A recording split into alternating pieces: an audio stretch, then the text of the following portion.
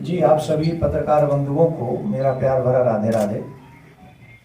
आप सभी को एक संदेश के लिए बुलाया।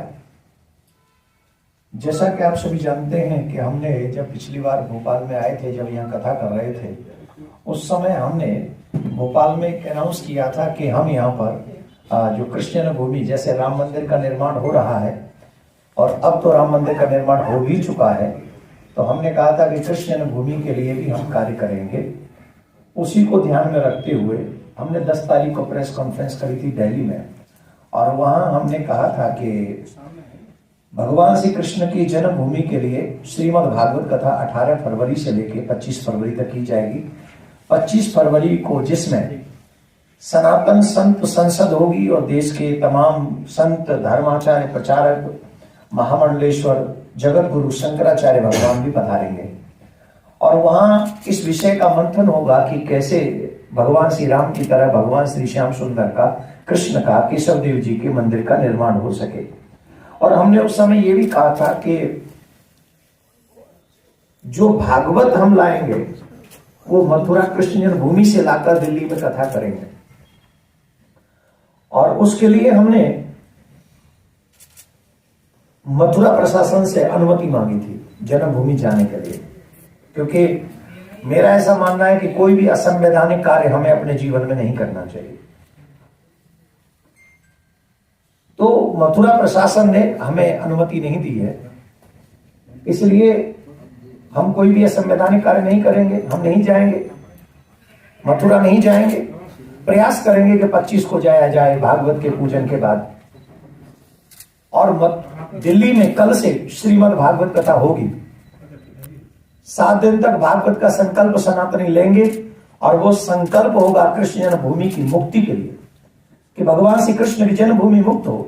हमने दिल्ली में एक और बात कही थी, और वो बात ये थी कि जिन लोगों को लगता है कि धर्माचार्य बीजेपी के प्रवक्ता हैं,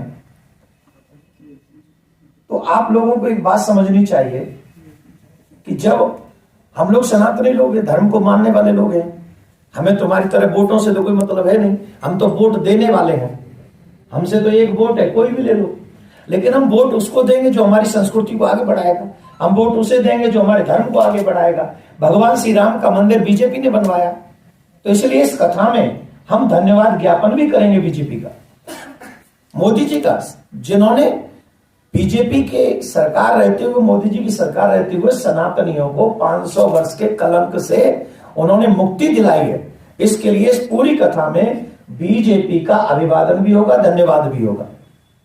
दूसरी बात, जिन लोगों को यह लगता है कि धर्माचार्य बीजेपी के प्रवक्ता हैं, अभी तो बीजेपी ने सिर्फ राम मंदिर बनवाया ना, काशी अभी भी बाकी है, मथुरा अभी भी बाकी है।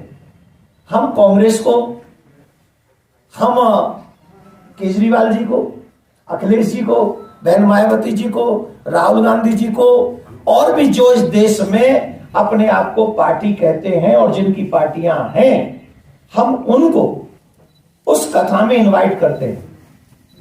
अभी 2024 का इलेक्शन होने वाला है, आप सब लोग चुनाव लड़ेंगे, आप सबको सांसद बनना है, आप सबको अपनी सरकार बनानी है, लेकिन हम सनातनियों का क्या? हम सनातनी आप सभी पार्टियों को निमंत्रण भी देते हैं कि आप आइए और आप बताइए कि भगवान श्री कृष्ण के जन्मभूमि मंदिर निर्माण में आप हमारा क्या सहयोग करेंगे। मंदिर का मुद्दा न्यायालय से हुआ है, न्यायालय से संबंध क्या कृष्ण जी में कैसी क्या बाधा आ रही है, इसमें क्या न्यायालय विघ्न हो रहा है? राम मंदिर के विषय में बातें अलग थी और कृष्ण मंदिर के विषय में बातें अलग हैं। राम मंदिर की तो जमीन का विवाद था, यहां तो कोई विवाद ही नहीं है, क्योंकि जिस जगह पर ईदगाह बनी हुई है आज भी उस जगह का मालिकाना हक जो है वो कृष्ण जन्मभूमि ट्रस्ट का है। आज भी कृष्ण जन्मभूमि ही मालिक है वहां की। अगर, क्योंकि हम न्याय पसंद लोग हैं, हम संविधान को मानने वाले लोग हैं, अगर कोर्ट डे बाय डे सुनवाई करे तो मुझे नहीं लगता कि उसमें 2 साल भी लगेंगे। हम उससे पहले कृष्ण जन्मभूमि को मुक्त करा लेंगे।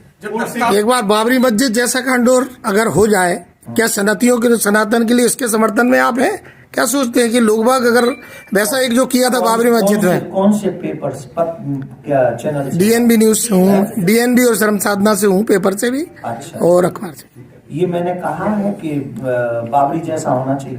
यही तो हम चाहते हैं कि सर आप सनातन को जगा रहे हैं, जैसा हो, जगा रहे हैं। तुरंत बाद आपने जैसा हो नहीं महाराज जी, राम मंदिर का मामला हुआ है, जैसे राम मंदिर बना उसके तुरंत बाद आप फॉर्म में आ गए हैं, मीडिया के सामने आ गए हैं, ठीक है। अब आप उस टाइम पे इस तरह की बात कर रहे हैं तो जो दूसरे धर्म के लोग हैं वो भी आहत होंगे, उनकी भावनाएं भी आहत होंगी जी। तो आपको इस चीज को भी सनातन के हिसाब से साथ में लेकर चलना है, इसके लिए आपकी क्या तैयारी है? क्या लपेटा है? अभी सच्ची सच्ची बताओ, आप पहली बात तो आप मुझे जानते नहीं, आप मेरे विषय में नहीं जानते, मैं आज से नहीं हूँ इस विषय में। हम तो कुछ सनातनी और आपके समर्थन में है। अरे हम क्या कह रहे हैं, हमारी बात सुनो, हम आपका उत्तर दे रहे हैं। जी जी, वही उत्तर दे रहे हैं। अभी आपने हम पे एक आरोप लगाया कि राम मंदिर के तुरंत बाद आप फॉर्म में आ गए, और राम मंदिर से पहले मैं आपके भोपाल में था, तब भी फॉर्म ही था। मैं भोपाल में अप्रैल में आया था और अप्रैल में आके घोषणा करी थी कि कृष्ण भूमि का मंदिर का निर्माण होना चाहिए और हम इसके लिए लड़ाई लड़ेंगे। और ये बात हम अब से नहीं कह रहे हैं, ये बात हम कब से कर रहे हैं? 2009 और 10 से। तब तो राम मंदिर की कोई कल्पना भी नहीं कर सकता था। हम जब से कर रहे हैं, 3 जगह की बात कर रहे हैं, मथुरा, काशी, अयोध्या, और तब तक न तो निर्णय आया था राम मंदिर पे और ना ही राम मंदिर का निर्माण हुआ था। 2009-10 में बताइए कौन कल्पना कर रहा था कि मनमोहन सिंह जी की सरकार थी, कौन कल्पना कर रहा था कि वहां पे राम मंदिर बन सकता है, निर्णय आ जाएगा? हम तब से बात कर रहे हैं, और क्योंकि हम आध्यात्मिक से हैं, अध्यात्म से हैं, और ये हमारी जिम्मेदारी, हमारी ड्यूटी है।